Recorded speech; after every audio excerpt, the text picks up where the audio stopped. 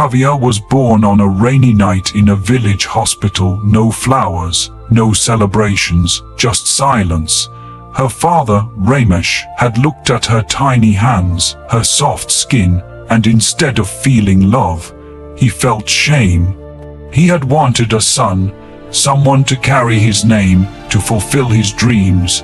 But when the nurse said, "It's a girl," he turned his back and walked away. By morning, her mother was left alone, broken, weak, but determined. She held her newborn close and whispered, "We don't need him." But fate had other plans. Within months, the mother passed away from illness, and Kavya, still a baby, was taken in by her maternal aunt, a schoolteacher, with just enough money to survive. Kavya grew up with second-hand clothes, torn shoes, and rice with salt for dinner. But what she lacked in comfort, she made up for in courage. While other kids slept peacefully, she studied by candlelight. She had no toys, but she had books. Her aunt taught her one rule: never hate. Just rise so high they can't look down on you again. Meanwhile, her father Ramesh moved to the city, started a small business, married again, had 2 sons, built an empire of wealth, and erased Kavya's name from his memory like she never existed. But the universe never forgets. Kavya's brilliance carried her to the top. From village school to scholarship at Delhi University. From part-time job to MBA with honors, she never spoke of her father, never used his name, but his absence followed her like a shadow she couldn't shake. Years passed. Kavya became the youngest regional director at a major corporate firm. She walked into boardrooms where her name commanded respect. But her eyes still held the quiet of someone who remembered what it felt like to be forgotten. One day, her company announced a merger with a smaller firm struggling to stay afloat. RK Textiles.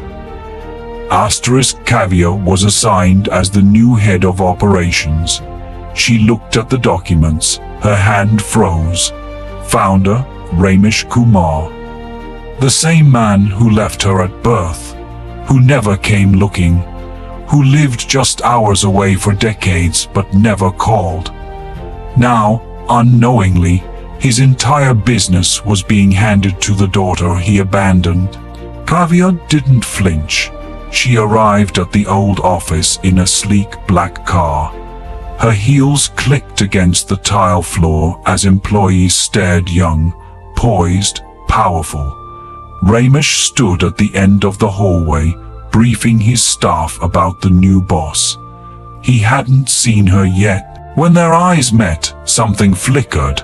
Recognition, no. She was a stranger to him. "Welcome," he said, forcing a smile. "You must be Miss Kavya.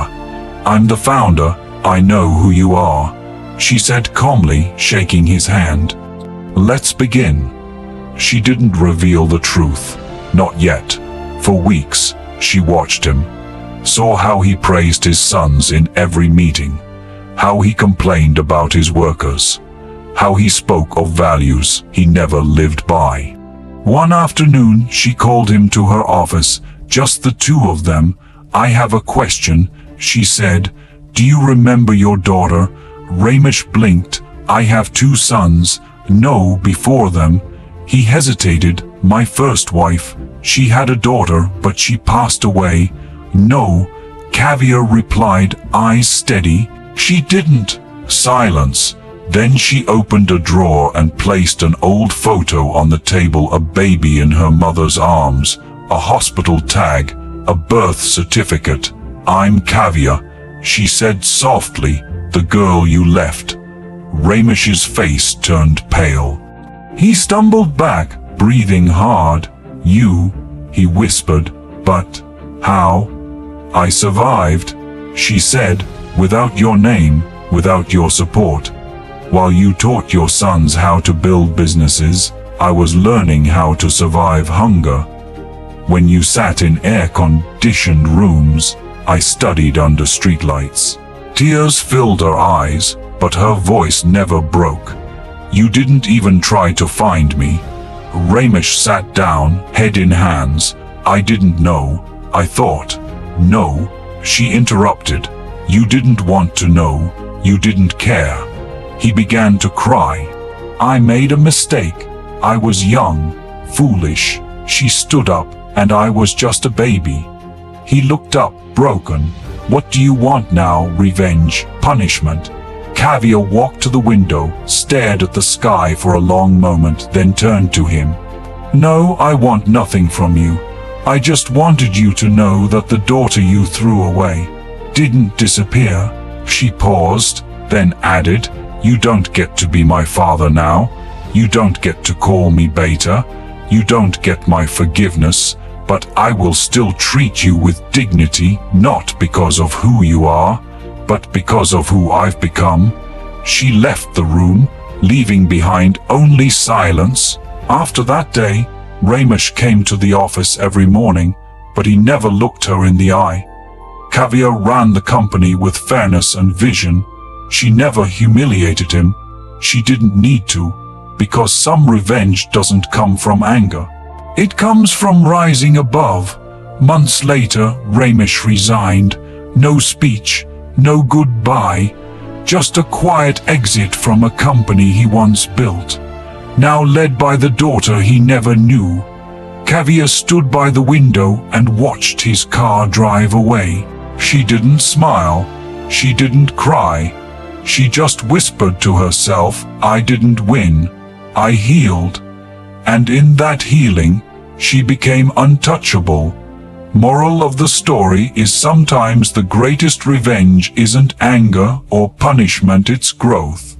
When you rise above those who once left you behind, you show the world that love, strength, and dignity can turn pain into power.